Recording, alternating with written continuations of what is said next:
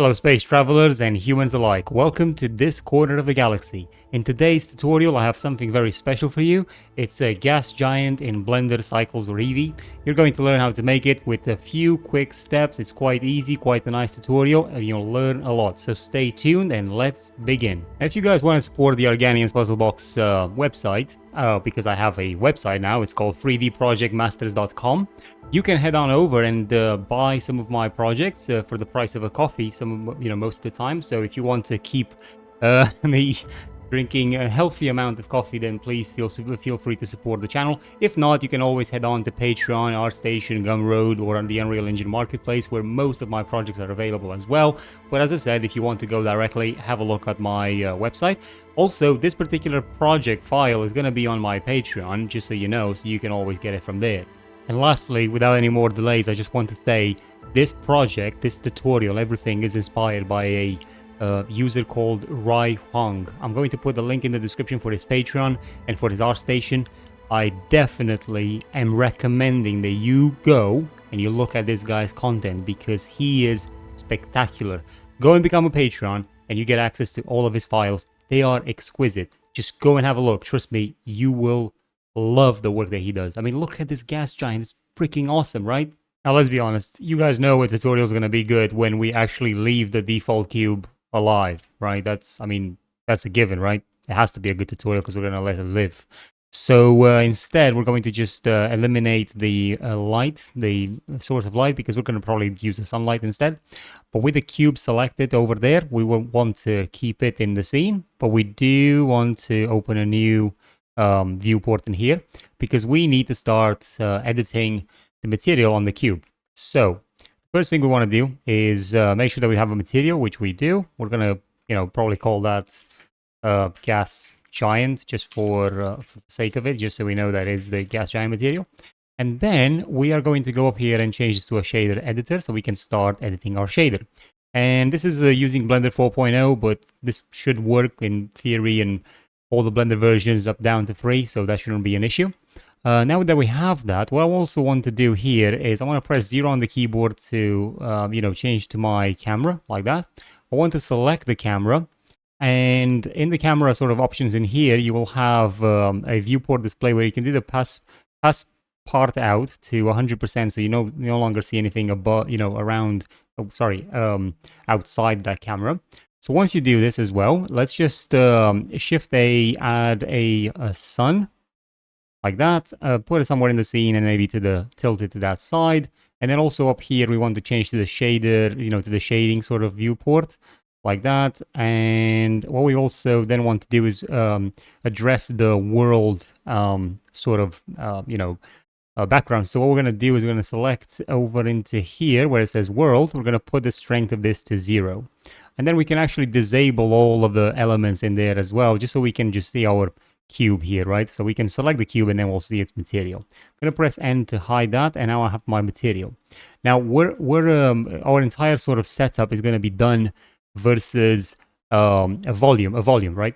So we're going to select this and delete it because we don't need that. Instead, we are going to search for volume, and we're going to select the principled volume that you can see in there. And we can actually put this into the volume point over here like that. Now you can see our cube has now disappeared. That's fine. It's not really a problem. Okay, but with this volume, we can't really do anything right now. So let me just actually, cut that out and have a look at adding a image texture. So the image texture is just a simple image texture with a linear sort of setup in here. Set on repeat and nothing really special or fancy about it. But we can load the texture in here. So let me just open a page here. I would like to go to DeviantArt. Okay. And then actually, well, you could type in up here, rather than DeviantArt, you can type in Jupyter 16K DeviantArt. So then you will find the 16K version of Jupyter on DeviantArt. And actually you can find other textures like this as well, by the way. This is not the only one that you can get. And then if you press the free download button, just make sure, I think it might ask you to have an account. Just the account is free to make anyway. So you can just save this wherever you want. I'm just going to put it in here in my download folder.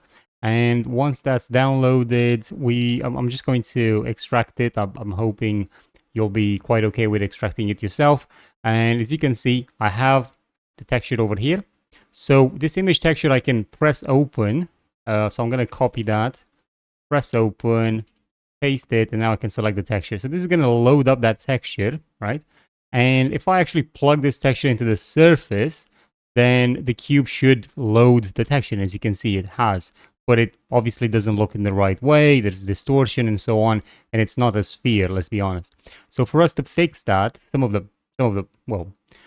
the things regarding that, we can actually change this from a flat to a sphere, which again will allow it to project better on the cube, but it's still obviously a very ugly looking cube. The rest of it, repeat, single image and so on, that stays the same. But we do want to add, Control T on this if you have the node wrangler installed. If not, just search for these two nodes and connect them like this. But obviously you don't want to do the UV, you want to do the generated into the vector over here. Keep it to point. You can see already now that we're getting some different, a different effect over here like that. And this is one of the snippets of a shader that we'll need. We'll leave this here for now. Sorry, I didn't want to connect that. I just want to, keep it the way it was, like that.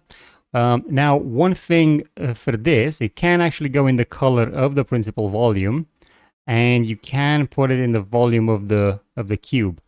But you can see something now showing up in there, but it's just completely wrong, okay? Because we need to start masking what we're doing. Now, another thing in here is we need to decide the density of this. And we can do that. That density is going to be very critical in order to mask the edges of the cube and just try to spherify everything into one place. So to spherify things into one place is actually quite an interesting technique. You can Shift A and search for a gradient, where it says gradient texture, and you can change that from linear to spherical. And this will help us if we sort of plug this into the density there.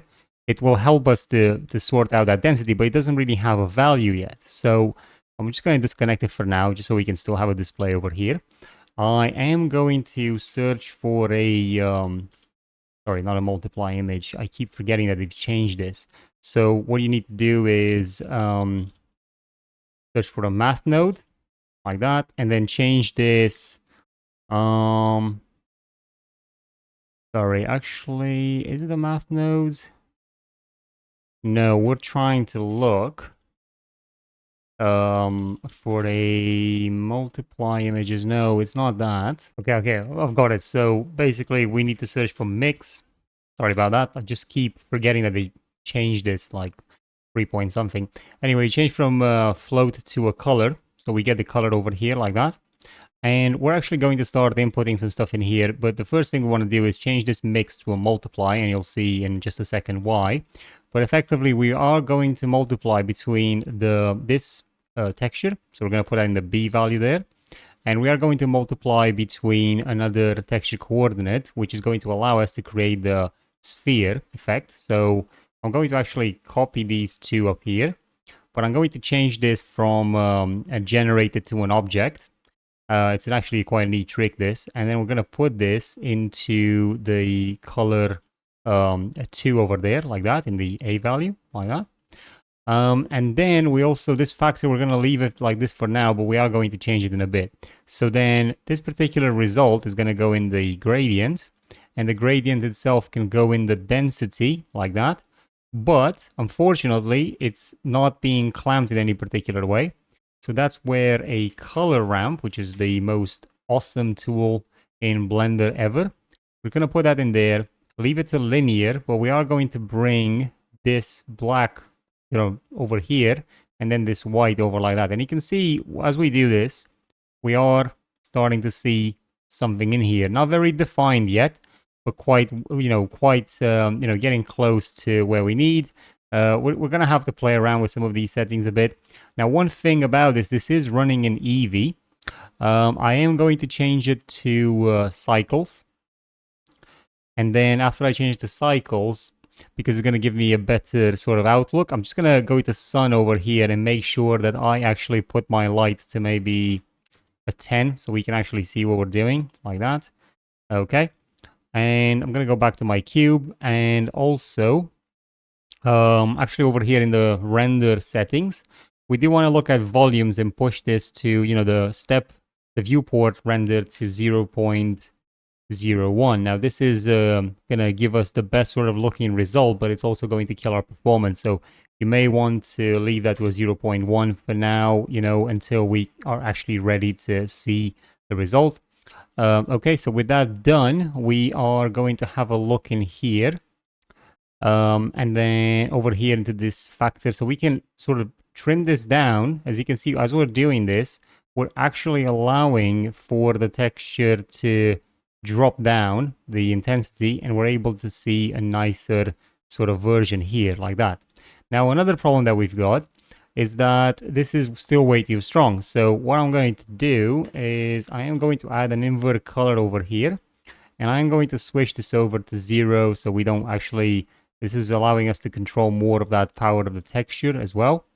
Now some other things, like it's still probably not being displayed okay at the minute, and this could, well, basically we need to have the rest of the, some of the other nodes in here. So for one, we need to add a hue saturation value, and I'm going to plug that in there. And then we're going to switch this over to a 0, the hue to 0, and we'll leave the other two values to 1, like that. Okay, now one thing to note over here is that we're running this through a volume, like you can see in there, okay? And all the other settings remain as they are. But what's important is that you start playing around with things like, this gradient here and experiment with that. What's the best sort of outcome? But the important, well, I keep saying the important thing, but the important thing is that we're not getting the right results from this particular image in here. So we need to basically fix this. And generally, depending on the texture that you're loading, you're going to want to have a look in here and see if if this is the right type of image, or do you need another type of image, or, if you need to change any of these to like, flat or box, or, like for example, changing this to box seems to have given us a better result on the effect itself. But normally this should be a sphere, not a box. So the fact that it doesn't work with a sphere, which I normally use, it's just one of those things where it just kind of tells us that we just have to be careful and experiment with different methods. But just so we're clear, we don't know exactly if this is working right now. I mean, we can see in here some artifacts as well. Just make sure that you change over from a CPU to a GPU compute, because if it's on CPU, it'll just run very, very slow. I forgot to actually mention that. So just put it onto GPU so you can move very quickly through the scene. And then what you want to do is things like the step render for volumes of 0.01 will also help, because if you have that as a 1, then it will not have as much detail. So you definitely want that as 0.01 for detail, and definitely a 0.01 for rendering. Now you can see in here there is a line across, which means that even the box one is not right. So if we switch that back to sphere, the important thing, as I said, is just getting the settings right. So some of the things that you want to do in here, because the sphere has to be the right one. The next thing you want to do is scale up the actual cube. So if you go over here to the scale of the cube and you switch this over to, just select all those, trying to select all of these, and then switch them over to 50, and then zoom out, then we have a far larger sphere, which is now also getting shadows from the sun, because when it was very small, you weren't really getting that. Now looking at this, it does look to look a bit better. I am going to rotate it on the z-axis until I can see the Jupiter sort of spot right there, you see? And now we're looking at it, and it's just not very, very clear. The volume is not very clear. So in order for us to really get this sorted out, we're going to go here to our color ramp and change it from a linear to a constant. And now all of a sudden you're seeing the volumes in all of their glory and detail. And it's really nice, right? Now let me just disable those axes so we're able to see it. Now if you want to control the sort of like the intensity of this, so you could play around with these sliders, which obviously the black one is not going to do anything. But the white one will help you push or pull. But if you want to increase the actual, so this is just going to make the sphere smaller or bigger within the cube. But if you actually want to edit this, then you go in here and you start cramping up these, these numbers, and you can see the volume just gets higher and higher. So I think finding the right sort of number for you is going to be critical. Now, if you are inverting this, you are effectively subtracting. So now, you're literally inverting the height of the volume. So now, as you can see, the volume is different, but if we do it, it's different like this. So it's really up to you what you want to decide. I found that a 0.054 value there works just fine for this. And the next thing is, what does the hue does? What does this do? So if you play around with this setting, for example, put it to, I don't know, maybe like a 6, and then you start increasing this, you'll change the hue of the actual gas giant. Now, if you put this to 0 and you increase this, you turn it into a blue or an orange. It really depends on your preference. Now, by the way, with these particular settings, if we go over here and we change from cycles to Eevee, this should work, but I would definitely recommend that you put this to 2 px, which is basically how many samples you're going to be seeing. And I would definitely increase the volume sort of range as well, although as you can see that's too much, so probably not that much, to do it. The start, very low, and then you have this thing with distribution, so just be careful, just leave it where it is, but you do want to increase your samples maybe to like a 2, 5, 6, like that. And there's other things in here, like you could go for volumetric shadows, and again, you may want to increase your sort of details on that. I mean, obviously, this is really up to you. I mean, Eevee is a totally different sort of, let's call it a different beast in here. But, you might want to put your shadows to like 128. You don't want to do any sort of light clamping or anything like that, but you definitely want to play around with some more settings. Like, for example, right now, we're not seeing any ambient occlusion or bloom or anything like that. So that's something that we can, add from here. So ambient occlusion could work as a, some of these. I'm just trying some settings basically on what could give us some better results, but it doesn't mean that you will necessarily get fantastic results in Eevee. It's just the fact that it's possible, and it's very fast, and it's very stable. The same sort of settings do work though in Eevee. You will just want to push the volumes a bit more just to get a better result.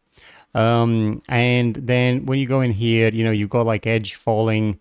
You may want to like decrease that. It will, again, I'm just trying to do things here for the volume and everything else in here to just give it a better, well, let's just call it an oomph or whatever you want to call it. Just be careful, again, be careful with this in Eevee, because you will get a lot of artifacting as opposed to cycles.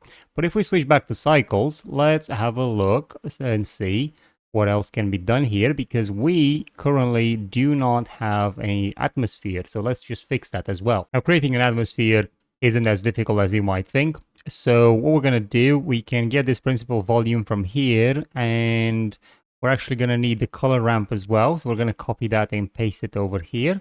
Then we're going to take this vector, right, this one that we had here.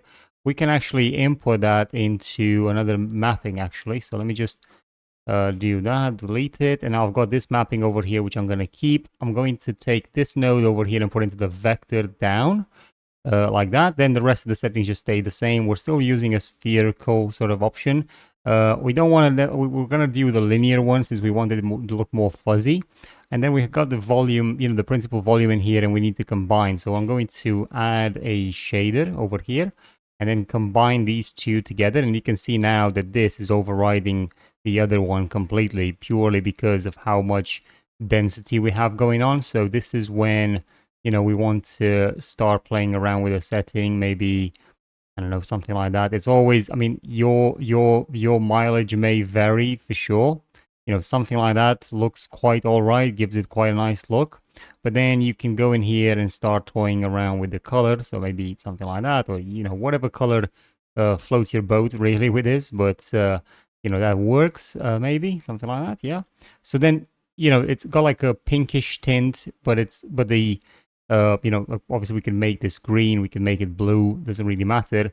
But now we do have an atmosphere there, which is really going to help drive this effect further, right? And it's quite a simple addition if you think about it.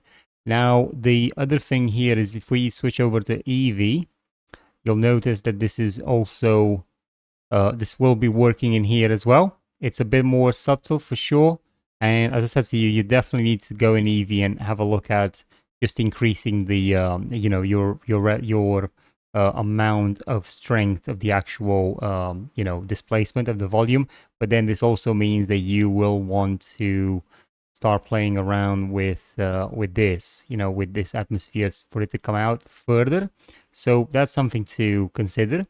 Again, I would definitely keep the cycles approach if you can. I think from a, you know, from a hardware point of view, because it's definitely worth it. Now, if we press 0 on the camera, we're obviously way too far inside the sphere, so we are going to have to pull the camera outside until sort of, hopefully I'll be able to. No. Okay, let me just go over here. I do need to move the camera out. So if I have a look at where is the camera, okay, like that, I can just pull it out, and then I can press 0, and then walk animation and look. Okay, where is it? It should be there, so I'm not really sure. Oh, I think the camera clipping is taking in, so I'm not really able to see it. So I could go into view and just increase these numbers. Hopefully that will fix it. Let me have a look. Just make sure for the camera that you normally just reset everything, or you know, the entire location of the camera to like a 0 position, and then you can actually, you know, just drag it out somewhere, maybe on just one axis, so maybe something like that. Okay, and then if you look at it, you've got to make sure that it's actually looking at the planet like that. And if you press 0 now, we can see it, but obviously it's clipping. So if you go in the camera settings in here, just make sure that you actually push this to like 10,000 or whatever, and then the clip start. And now you're able to, sorry, I think just editing this camera, you've got to really move with these just so you make sure that it's not jumping around like crazy. But yeah, you could probably push it around like that. And you can also even look at the focal point and just play with that, something like that, you know? So if we make that a bit bigger, you can now sort of see what the camera sees, which is something like this, you know, and well, a gas planet in the middle there, right? And we can move it, we can move this around if we want to. You know, obviously we can rotate the sun differently. We can see it from different positions, which is quite cool. So for example, you know, if you want to do something like that, like an animation, it's quite performant as well, which is what I like. I really enjoy that. There is another sort of trick that you can do here if you'd like, with the material. You can create this whole thing without the texture needed for, you know, from the Jupiter or any other texture. You could just do it with noises if you'd like. Now, using a noise texture does work in the same way, noise or Voronoi, but it's obviously not as, you won't be able to get this particular, you know, effect as accurate, apart from, you know, obviously just using the actual texture itself. But very quickly, I'm just going to show you a snippet of what that sort of looks like. So if you'd get something like this in, sorry.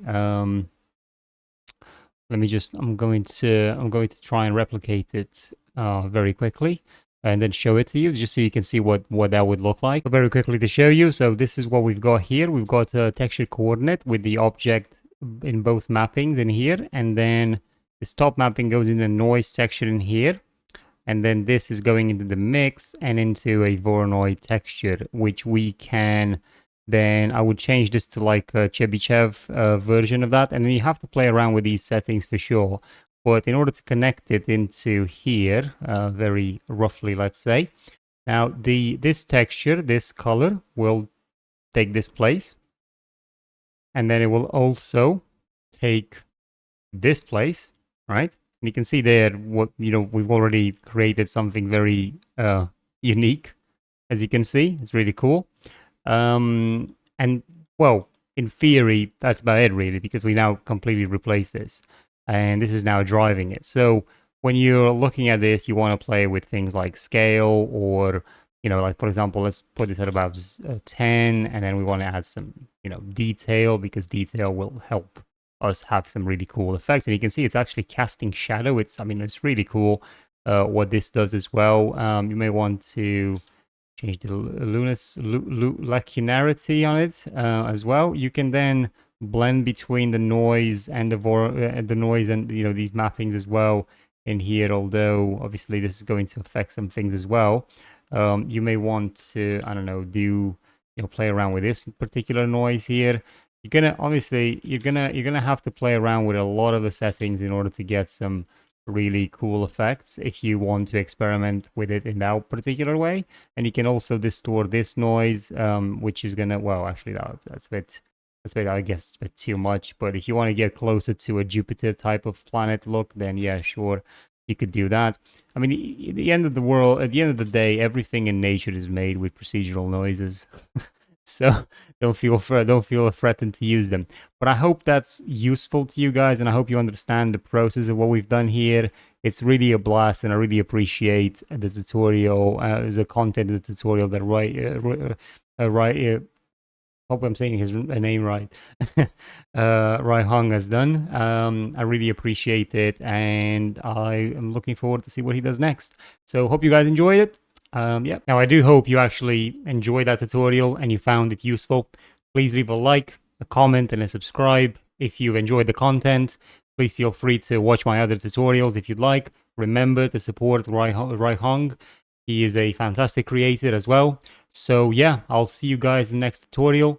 Thank you to my Patreons. Thank you to my YouTube members, my Gumroad members. There's so many members now. And remember, 3D Project Masters, my new website. I hope you actually find it quite useful and you enjoy the content on it. I'll see you in the next one. Take care.